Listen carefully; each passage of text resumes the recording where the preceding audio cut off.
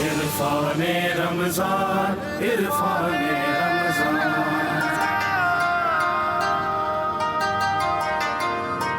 السلام علیکم ورحمۃ اللہ وبرکاتہ. عرفان رمضان میں خیر مقدم ہے آپ کا، اور حکمت رمضان کا آغاز ہوا چاہتا ہے. حکمت کی باتیں ہوتی ہیں، علم و دانش کی باتیں ہوتی ہیں، جس سے ہم فیضیاب ہوتے ہیں، استفادہ کرتے ہیں اور روزمرہ کی زندگی میں اس کو امپلیمنٹ بھی کرتے ہیں.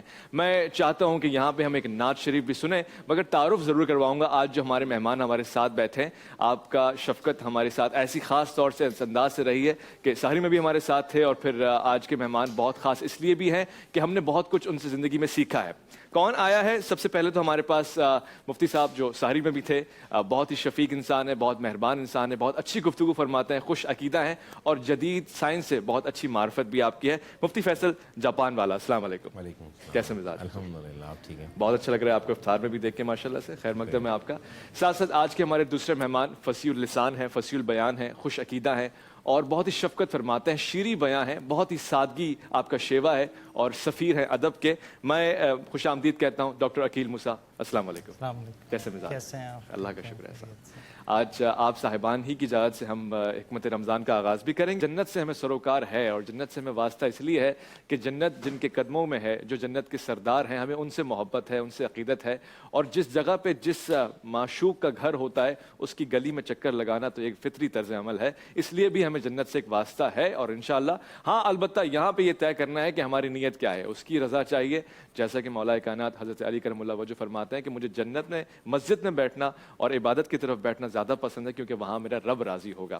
اسی حوالے سے مزید گفتگو بھی کریں گے، اور بہت ہی پیارا کلام آپ نے پیش کیا ہے. ہم نے چونکہ آج ساری میں بھی قمری کیلنڈر، شمسی کیلنڈر، انگریزی کیلنڈر پہ بات کی ہے. کیا ہی اچھا ہوتا اگر ہم پاکستان کی آزادی کو صحیح معنوں میں سمجھتے، اور 27ویں رمضان کی شب کو یا کم سے کم اس کے دن کو یوم تشکر، یوم آزادی مناتے.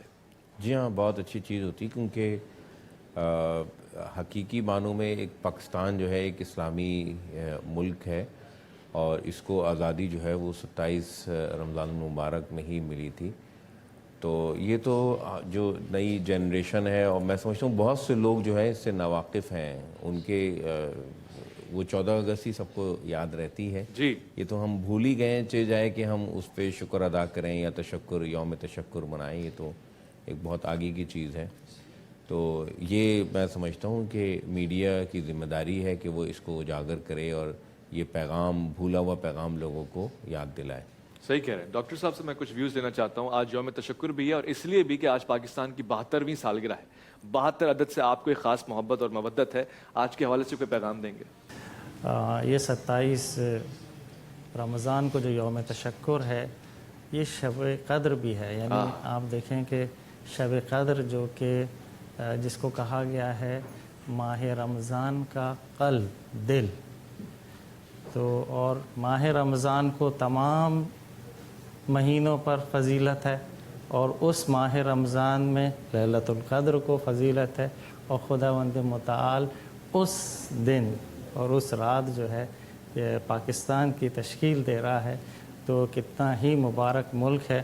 ہم لوگ کو شاید اس کی قدر اور اس کی اہمیت نہیں ہے، اور آپ کے میڈیا کے توسط سے اب اس قدر میں ہر روز اضافہ ہوتا جا رہا ہے. اور جس طرح سے پاکستان کے حالات آگے بڑھتے جا رہے ہیں، ہمیں اپنی اس آزادی کی اہمیت کا بھی اندازہ ہو رہا ہے. جوانوں کو بھی پتہ چل رہا ہے کہ اگر ہمارے پاس ایک آزاد ملک نہ ہوتا تو ہم ایک غلامی کی آزادی گزارتے. اور وہ خصوصاً ہمارے دوست احباب، میرے بہت سارے دوست احباب باہر چلے گئے، باہر زندگی گزار رہے ہیں، وہ کہتے ہیں جب وہ آتے ہیں تو یہاں پہ ایئرپورٹ پر آ کر جو ہے وہ زمین کو بوسہ دیتے ہیں کہ یہ پاک سرزمین ہے. تو ہمیں شاید اس بات کا اتنا قدر اور احساس نہیں ہے، اور جتنی بھی ہم اس کی قدر کریں. اور کتنا پیارا ملک ہے، پاک نام ہے اس کا، یعنی پاکستان. تو اس سے بہتر کوئی چیز ہو نہیں سکتی، اور جتنا بھی شکر ادا کریں کم ہے. کم ہے. اور خاص طور سے آپ نے کتنی پیاری بات کی کہ ماہ رمضان میں ایک تو خود اس کی ایک خاصیت ہے، اور پھر اس میں بھی خاص راتیں ہیں، اور پھر اس رات، خاص راتوں کے لیے بھی یہ ہے کہ آپ کو عبادت کے بدلے نعمت مل رہی. عید سے پہلے عید ہی مل رہی ہے آپ کو.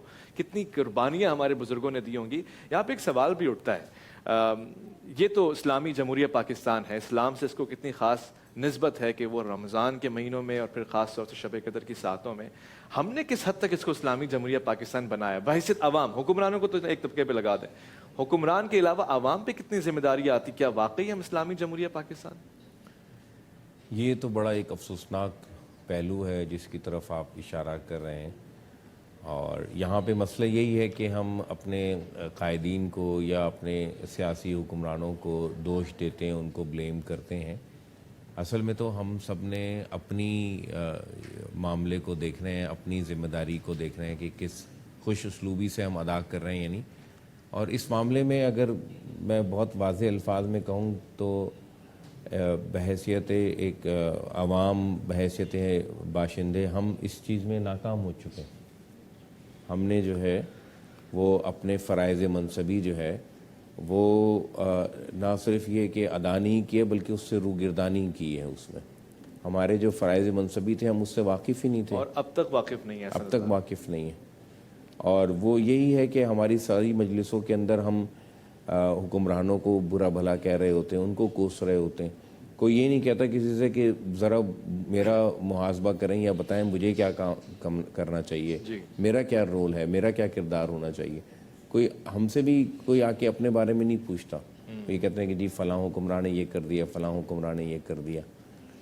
تو سارا جو موضوع کا دائرہ کار ہے وہ انہی کے گرد گھومتا ہے، تو تبدیلی کیا آئے گی؟ صحیح کہہ رہے ہیں، یعنی ہمیں کچھ اپنا کردار ادا کرنا اپنا پڑے، کردار پہلے جاننا ہوگا، پھر اس کے بعد ادا کرنے کی فکر کرنی معاشرہ ہوگی۔ علمی تنزلی کا بھی ایک شکار رہا ہے ہمارا، خاص طور سے ہمارا جو ایجوکیشنل سسٹم ہے وہ انتہائی خستہ ہو چکا ہے میں کہوں گا۔ ڈاکٹر صاحب، علم کی اور ایک تو اہل علم کی بھی اہمیت رسول اللہ صلی اللہ علیہ وسلم نے بیان فرمائی ہے، اور پھر علم حاصل کرنے کی ضرورت، فضائل، اور اس پہ ذرا اہمیت اور اس کی روشنی ذرا اس انداز سے ڈالیے گا کہ جو لوگ علم سے، تعلیم سے، مدرسے سے، یونیورسٹی سے، کالج سے دور ہیں وہ کس قدر خسارے میں ہیں۔ دیکھیں، کوئی بھی اگر اسلام کا بالکل سرسری سا اگر مطالعہ کرے تو بھی وہ اسلام اور علم کو جدا جدا نہیں کر سکتا۔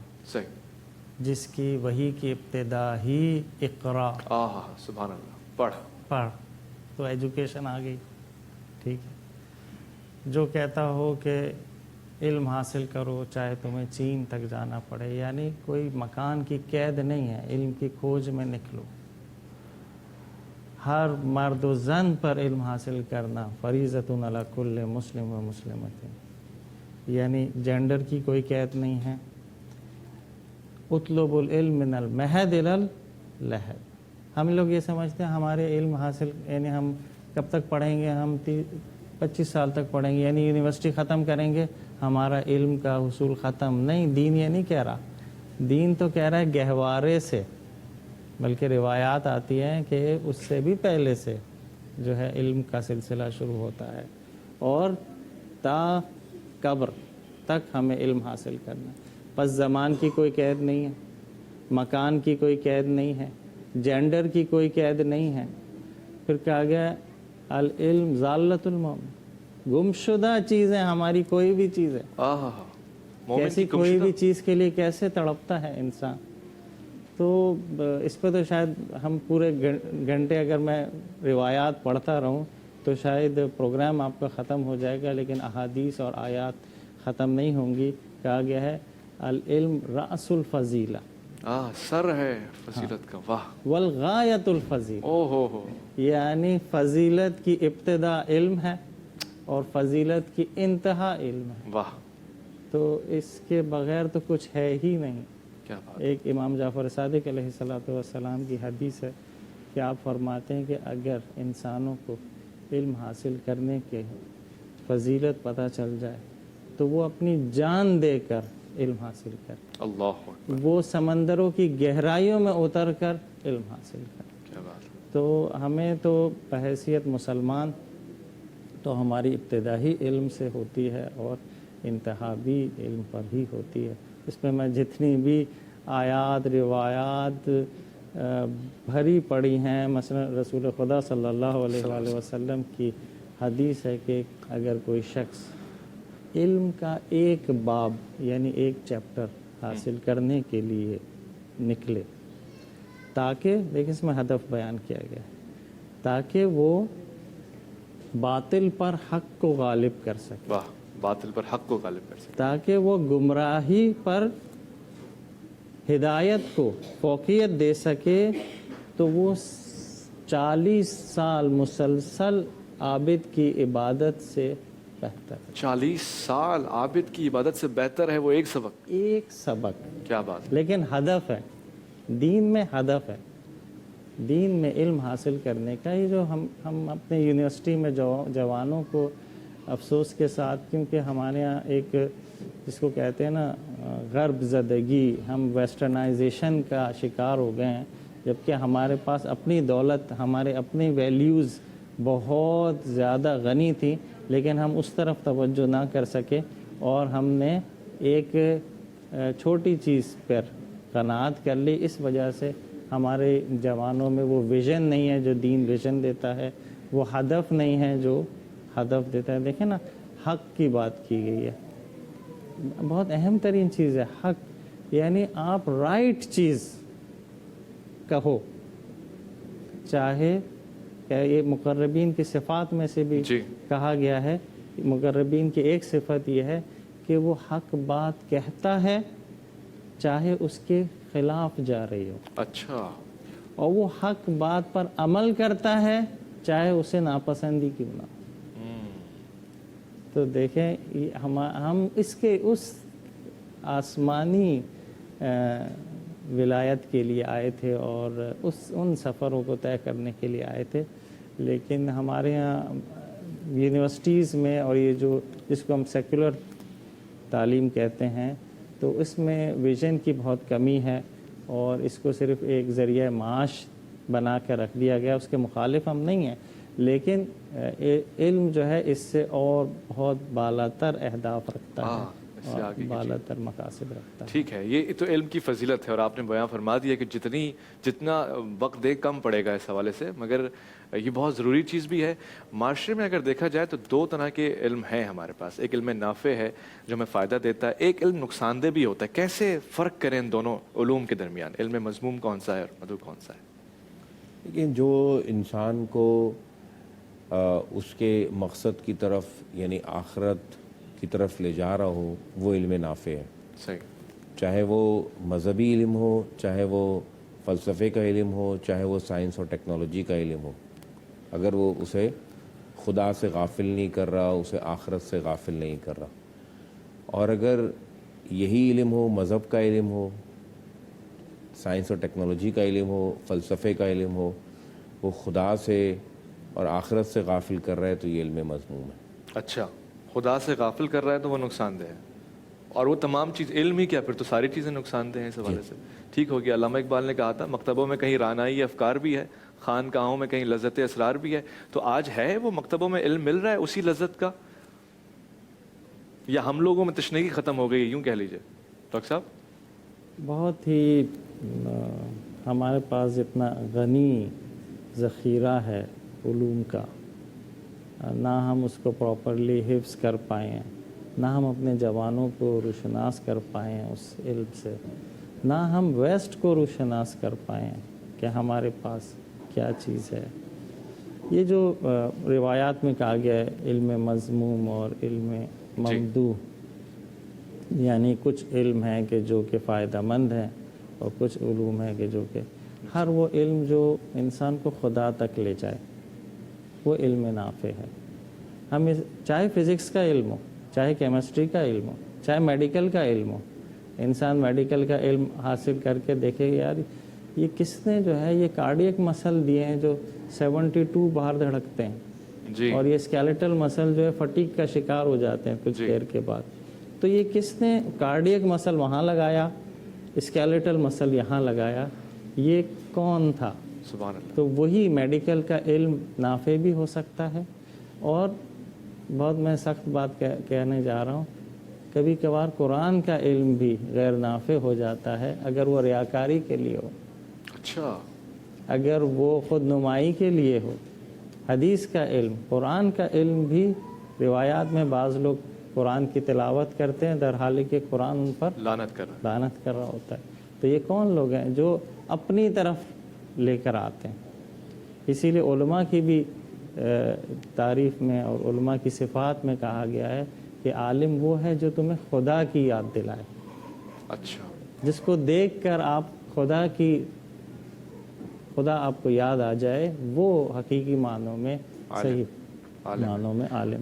تو یہ بائیفرکیشن جو ہمارے ذہن میں نا, فزکس, کیمسٹری, میڈیکل, یہ علوم یہ دینی نہیں ہیں, اور مثلا قرآن اور تفسیر اور حدیث اور رجال اور تاریخ اسلام یہ اسلامی دین ہے. میں سمجھتا ہوں کہ ایسی کوئی ہمیں تفریق احادیث روایات قرآن میں نہیں ملتی. ہمیں جو تفریق ملتی ہے وہ ہے نافع اور غیر نافع, الہی علم اور غیر الہی علم, جو خدا سے دور کرتا ہے, چاہے وہ قرآن کا علم.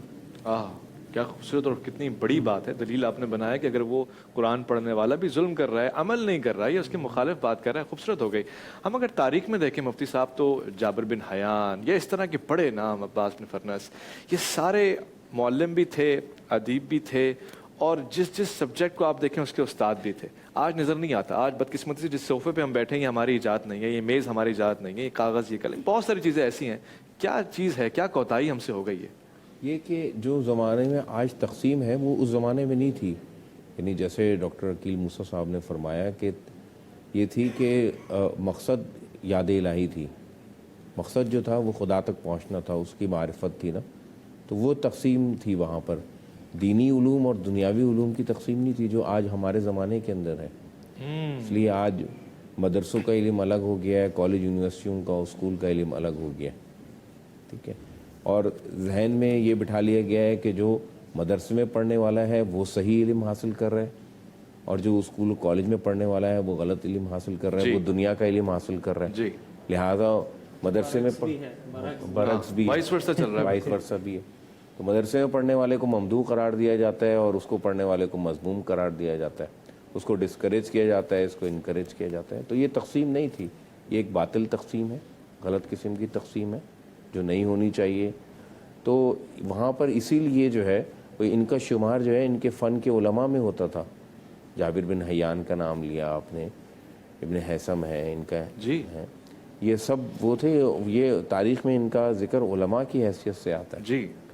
اور اللہ تعالیٰ نے قرآن کریم میں سورہ فاطر کے اندر جہاں پہ یہ عالم کی چیزوں کا ذکر کیا, پہاڑوں کا ذکر کیا, تو وہاں پر یہ کہا کہ انما یخش اللہ من عباد العلماء, کہ ان کے جاننے والے جو ہے نا وہ در حقیقت علماء ہیں, اور علماء ہی اللہ سے ڈرتے ہیں. اللہ, پہاڑ کے علم کے حوالے سے, پہاڑ کے علم کے, رنگوں کے علم کے حوالے سے, آسمان اور زمین کے علم کے حوالے سے یہ بات کہی. ہمارے یہاں تو علماء کے لیے, خاص طور سے عالم دین کے لیے ایک مخصوص ایک ورڈ ہے. اور دیکھیں آیت بہت خوبصورت آیت ہے, اس میں خشیت یعنی روایت بھی ہے ہمارے پاس کہ اگر کسی کو دیکھنا ہو میرے علم میں اضافہ ہوا ہے یا نہیں ہوا, تو وہ یہ دیکھے اس میں خشوع و خضوع میں اضافہ ہوا ہے تو وہ عالم بنا ہے.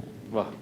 اچھا, ہمارے یہاں کیا ہوتا ہے, اگر میں نے 2 کتاب سے 4 کتابیں پڑھ لی, اگر میں نے 4 سال پڑھ لیے 10 سال, اب میری گردن اور واہ کیا خوبصورت بات ہے. نہیں, جس میں تواضع آئے گا, فروتنی آئے گی خدا کے لیے, تو وہ عالم ہے, وہ عالم ہے. کیا بات. اور ہم سمجھتے ہیں مثلا کوئی پی ایچ ڈی کر لے تو وہ تو کسی سے سیدھے منہ بات ہی نہیں کرتا. بہت ہی خاص بات آپ نے. میں جو ہوں میں ان لوگوں سے بات کروں گا. صحیح کہہ رہے ہیں. دنیا کے ہر میدان میں ہار اور جیت ہوتی ہے, مگر اخلاق میں کبھی ہار نہیں ہوتی اور تکبر میں کبھی جیت نہیں ہوتی. یہ پیغام ہمارا ہے. قول معروف ہے کہ عالم کے ساتھ زمین پہ بیٹھنا جاہل کے ساتھ بڑی بڑی اونچی کرسیوں پہ بیٹھنے سے بہتر ہے.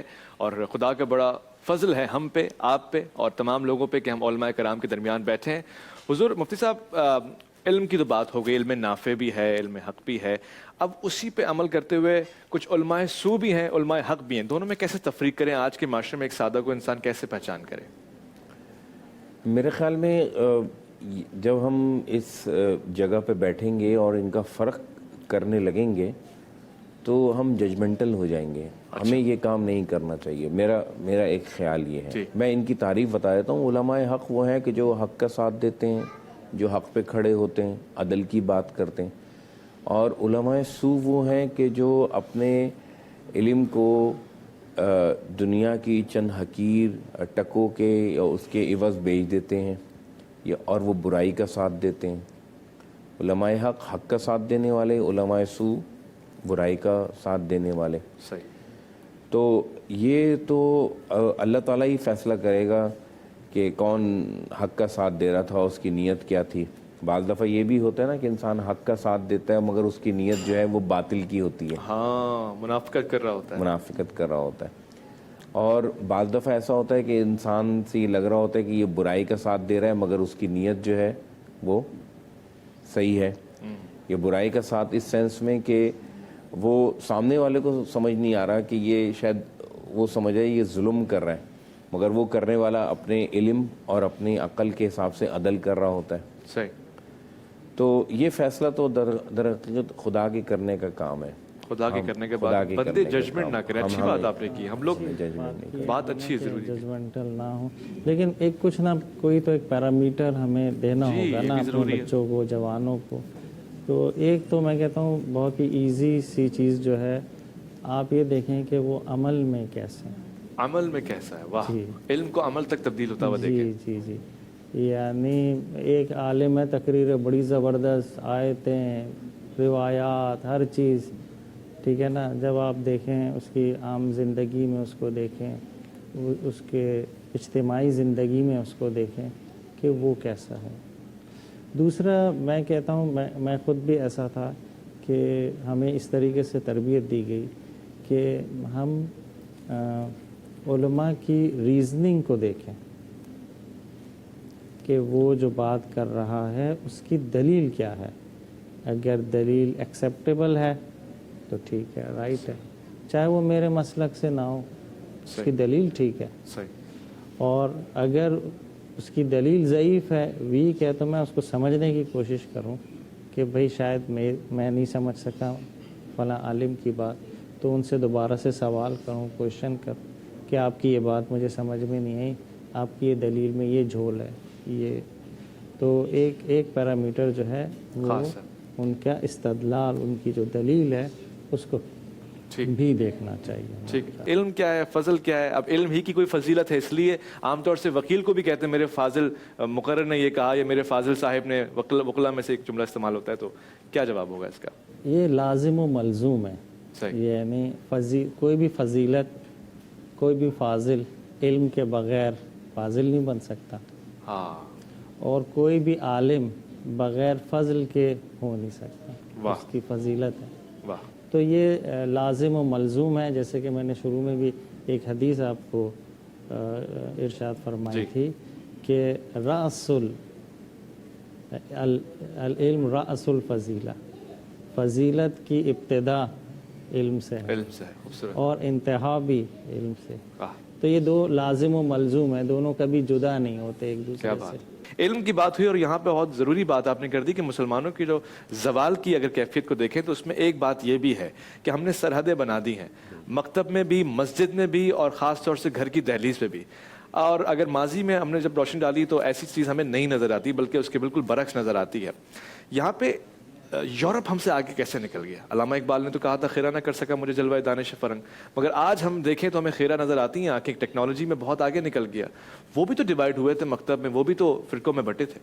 دیکھیں قرآن کریم کا حکم یہ ہے ہمیں کہ واعتصموا بحبل اللہ جمیعا ولا تفرقوا، کہ اللہ کی رسی کو مضبوطی سے تھام لو اور آپس میں تفرقے میں نہ پڑو.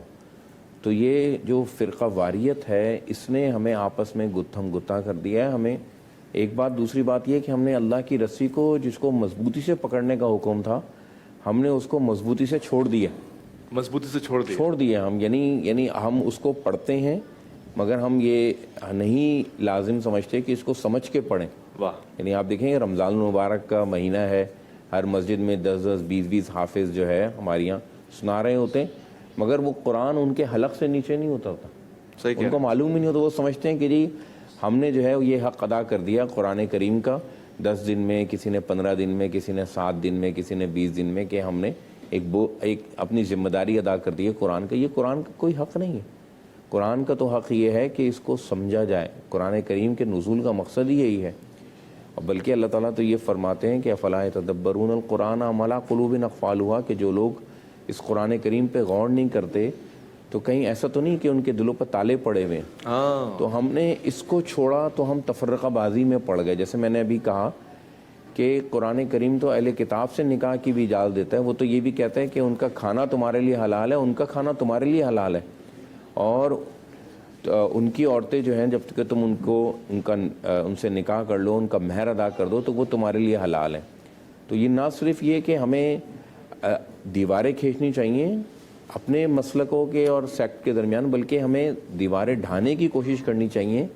اسلام سے باہر کے بھی جو لوگ ہیں, یہود ہیں, نصارہ ہیں, ہندو ہیں, سکھ ہیں, ہمیں ان سے ملنا چاہیے, ان سے سمجھنا چاہیے, ان کے ساتھ راہ و رسم بڑھانی چاہیے, ہمیں ان کے ساتھ دوستی رکھنی چاہیے, ہمیں ان کے ساتھ بیٹھنا اٹھنا چاہیے تاکہ ہم ان کو سمجھ سکیں اور اپنی بات بہتر انداز سے ان کو پہنچا سکیں. تو یورپ نے ان چیزوں کو اپنے ہاتھ سے ختم کیا, لہٰذا وہ علم کی بنیاد پہ چیزوں پہ اور میرٹ کی بنیاد پہ چیزوں کا فیصلہ کرتے ہیں. وہ لہٰذا آج ترقی پر ہیں, وہ عروج پر ہیں. یہ مذہب تو آپ کا ذاتی معاملہ ہے نا, آپ کا اور خدا کا ہے. آپ نے دن میں کتنی نمازیں پڑھی ہیں یا میں نے آج روزہ رکھا ہے یا نہیں رکھا, یہ تو میرا اور خدا کا معاملہ ہے نا. یہ میرے اور آپ کے تعلقات کے درمیان بیچ میں کوئی رکاوٹ نہیں بننے چاہیے. صحیح. عدل ہے فاطر ہستی کا عدل سے دستور, اور خدا ان چیزوں کا حساب لے گا. میں آپ سے حساب لینے والا کون ہوتا ہوں, یا آپ مجھ سے پوچھنے والے کون ہوتے ہیں کہ بھئی تمہارے اکاؤنٹ میں کتنی رقم پڑی ہے اور تم پر کتنی زکوٰۃ لازم ہے. صحیح. میں تو صرف ایک پیغام پہنچاؤں گا حکمت کے ساتھ اور دانائی کے ساتھ, اور اپنی فکر کروں گا بس. صحیح ہے. میرے خیال میں ہم لوگ اس لیے پیچھے رہ گئے ہیں ویسٹ سے کہ ہم نے وہ جو علامہ اقبال کی تھی نا خودی, ہم نے اپنی تصور فلسفہ خودی کو ہی بھلا دیا, اور ہم نے اپنے ہیروز, اپنے آئیڈیلز کو چھوڑ کے ان کو جو ہے وہ آئیڈیلائز کرنا شروع کر دیا. تو اس لیے جو اپنی خودی کو بھول جاتا ہے تو وہ پھر غلامی کی زندگی بسر کرتا ہے اور کچھ نہیں. اسی لیے ہم میں جو ہے وہ انوویشن, کریٹیوٹی, یہ سب چیزیں ختم ہو گئی ہیں کہ ہم خود اعتمادی ختم ہو گئی ہم پر. اور ویسٹ نے کیوں ترقی کی, یہ سوال پوچھتے ہیں جوان کہ بھئی انہوں نے کیسے ترقی کر لی.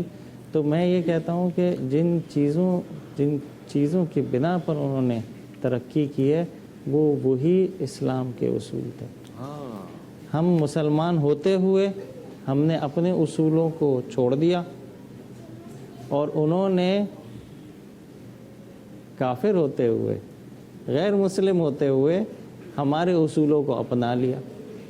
اچھا, خداوند متعال نے تو ایک قانون بنایا نا, قواعد و اسباب و مسببات کی کائنات ہے, جو بھی ان قوانین کو پر عمل کرے گا وہ جو ہے اعلیٰ و عرفہ ہو جائے گا.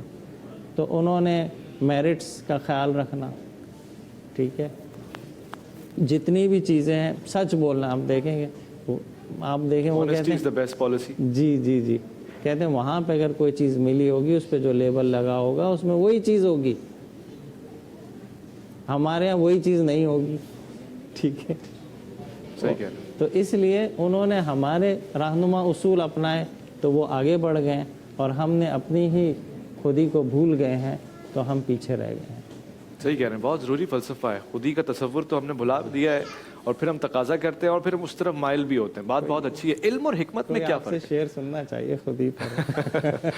میں اکثر ہی شعر سناتا رہتا ہوں. خیرت مندوں سے کیا پوچھوں کہ میری ابتدا کیا ہے, کہ میں اس فکر میں رہتا ہوں کہ میری انتہا کیا ہے, اور خودی کو کر بلند اتنا کہ ہر تقدیر سے پہلے خدا بندے سے پوچھے کہ بتا تیری رضا کیا ہے. علم اور حکمت, ہم نے اس سیگمنٹ کا نام بھی حکمت رمضان رکھا ہے. اگر بنیادی فرق دیکھیں علم میں اور حکمت میں تو کیا نظر آئے گا؟ حکمت جو ہے وہ علم کی ایک اعلیٰ درجہ, ایک اعلیٰ جو ہے وہ ٹائپ ہے, سپرلیٹو ڈگری یوں سمجھ لیں آپ آسان الفاظوں میں. کئی ساری مختلف لوگوں نے اس کو ڈیفائن کیا ہے. علم کہتے ہیں کسی بھی چیز کے جاننے کو علم کہتے ہیں. اچھا, یعنی جیسے ابھی فیصل صاحب نے کہا کہ آپ کی آخرت سے ریلیٹڈ ہو, اس کو حکمت کہا جاتا ہے. پھر قرآن میں جو ہے انبیاء کو خاص حکمت عطا کی گئی, حضرت لقمان کے بارے میں. اور یہاں میں نے ایک سوال بھی پوچھا تھا کہ علم اور حکمت میں فرق کیا ہے. فرق ہو کہ ہمارے سامنے واضح ہو گیا, مگر مفتی صاحب کی بھی رائے لینا چاہتا ہوں. حکمت اور علم میں بنیادی فرق کیا ہے اگر لفظ کی مثال دیکھی جائے؟ جی, میں یہ سمجھتا ہوں کہ علم جاننے کا, آگاہی کا, اویئرنس کا نام ہے, اور حکمت جو ہے وہ اس کی اپلیکیشن کا ہے کہ میں نے اس آگاہی کو کس طرح اس کو اپلائی کرنا ہے, کس طرح اس کی اپلیکیشن کرنی ہے. قرآن کریم کہتا ہے کہ یؤتی الحکمۃ من یشاء, اللہ جس کو چاہتا ہے حکمت دیتا ہے. ومن یؤتی الحکمۃ فقد اوتی خیرا کثیرا, اور جس کو حکمت دے دی گئی اس کو بہت خیر کثیر دے دیا گیا. اور اس پہ میں یہ عرض کر رہا تھا کہ حضرت حسن اور حسین رضی اللہ تعالیٰ عنہما کا ایک بہت مشہور واقعہ ہے کہ ان کے سامنے ایک بزرگ جو ہے غلط وضو کر رہے تھے, تو ان کے علم نے ان کو کہا کہ یہ غلط وضو کر رہے ہیں حضرت حسنین کو. اب ان کی حکمت نے ان کو یہ بتایا کہ ان کی اصلاح کیسے کرنی ہے. تو انہوں نے کہا کہ بابا جی آپ ہمارا وضو دیکھ لیں گے, اگر ہمارے وضو میں کوئی غلطی ہو تو ارشاد فرما دیجئے. تو انہوں نے کہا بچوں کر کے دکھاؤ. جب انہوں نے وضو کیا تو ان بزرگ کے دل میں یہ خیال پیدا ہوا کہ یہ نواسہ رسول ہے, یہاں غلطی کے امکانات بہت کم ہیں, یقیناً میرا وضو ہی غلط ہوگا. تو مقصود اصلاح تھا اور حکمت کے ذریعے سے ہو گئی اصلاح. سبحان اللہ. تو وہ حکمت جو ہے اس اپلیکیشن کا نام ہے کہ اپنے علم کا اظہار کہاں کرنا ہے. بہت ساری جگہوں پہ علم کا اظہار نہ کرنا وہ حکمت ہوتا ہے, بہت ساری جگہوں پر بولنا حکمت ہوتا ہے, بہت ساری جگہوں پہ نہ بولنا حکمت ہوتا ہے. واہ کیا بات ہے. اور یہ ہمارے معاشرے میں کہ کہاں نہیں بولنا یہ بہت کم لوگ جانتے ہیں. یہ زیادہ اہم ہے. یعنی آپ جنازے میں گئے, آپ کے پارٹنر کے والد کا جنازہ تھا اور آپ نے اس کو جا کے کہا کہ بھئی وہ جو چیز تھی نا وہ بک گئی ہے, بہت فائدہ ہو گیا اس میں. اب یہ بات بھی صحیح تھی مگر یہ موقع صحیح نہیں تھا. یہاں نہ بولنا جو ہے وہ حکمت ہے. تو یہ بہت کم لوگ جانتے ہیں کہ کہاں پہ کیا چیز بولنی ہے اور کیا چیز نہیں بولنی ہے.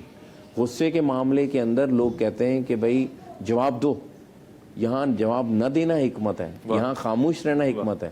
کیونکہ جب آپ جس سے بات کر رہے ہیں جو غصے کے اندر ہے وہ تو لسننگ موڈ میں نہیں ہے, وہ تو سننے کے موڈ میں ہی نہیں ہے. صحیح کہہ رہے ہیں. وہ تو جذبات کی کیفیت کے اندر ہے, وہ تو ایموشنل ہوا ہے بالکل. وہ تو اس کے تو سمع اور بصر صحیح کام نہیں کر رہا. انسان کا جو بچہ ہے وہ 1 یا 2 سال میں بولنا سیکھ دیتا ہے, مگر یہ سیکھتے سیکھتے اس کی پوری عمر گزر جاتی ہے کہ کون سا جملہ کہاں بولنا ہے. انسان کا بچہ بن کے بولنا ہے. ایک ہمارے پاس کالر بھی ہے اسی دوران. السلام علیکم ورحمۃ اللہ. السلام علیکم. وعلیکم السلام. کون صاحب کہاں سے؟ خالد راورز کر رہا ہوں جناب, بہاول نگر. اچھا برادر عزیز, کیا سوال پوچھیں گے؟ علماء کرام تشریف رکھتے ہیں. سوال میرا جناب جاپان والا صاحب سے یہ ہے کہ یہ جو علم نجوم ہے یہ کس میں آئے گا, یعنی مذہبی حوالے میں شمار کریں گے ہم اس کو یا سائنسی علوم میں آئے گا؟ میرا ایک سوال ہے.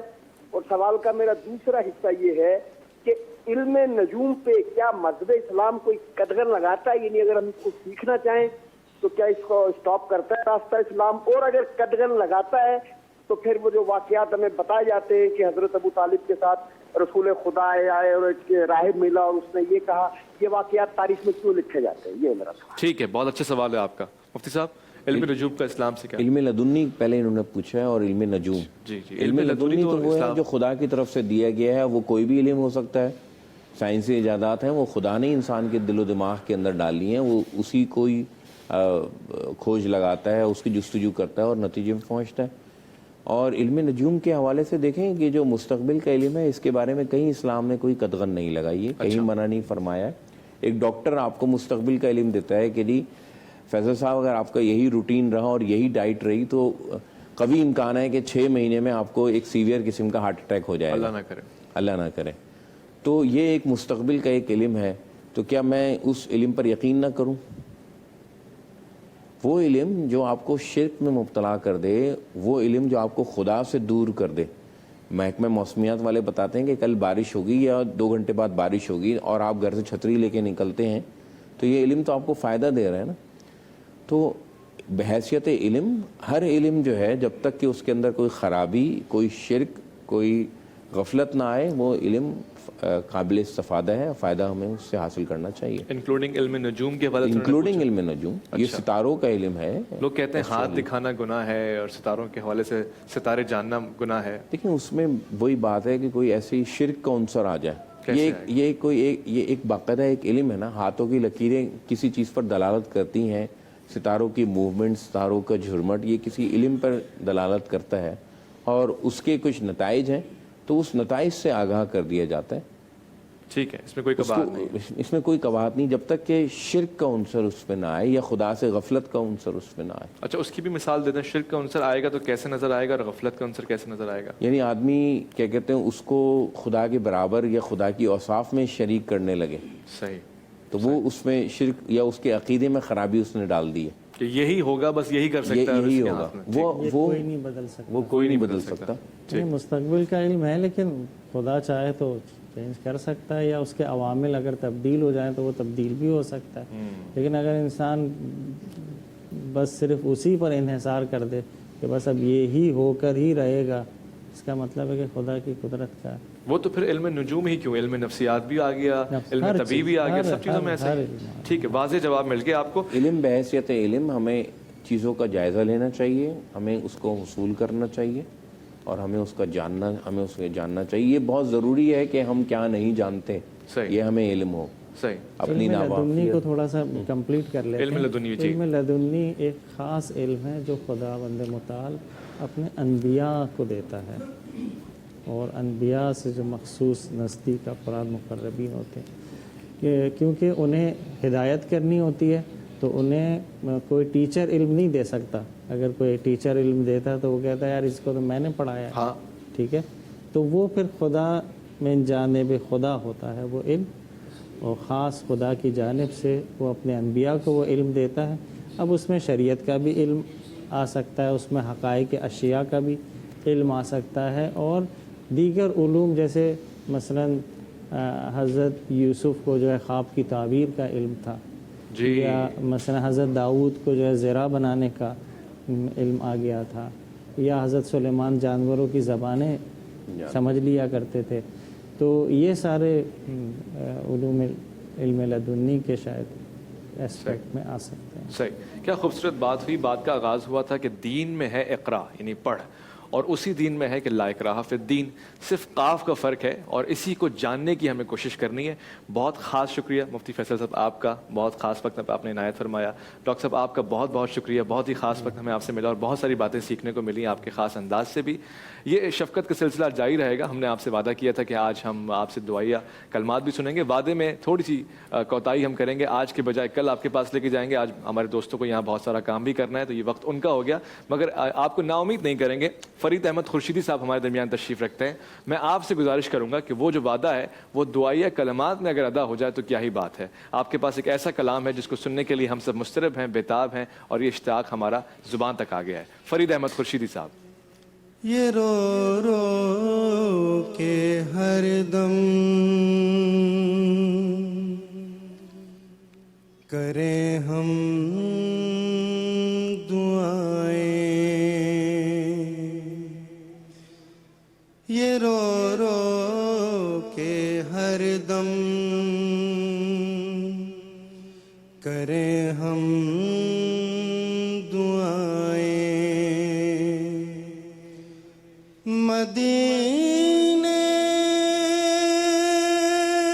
کے داتا مدینے بلائے، یہ رو رو کے ہر دم کریں ہم دعائیں. گناہ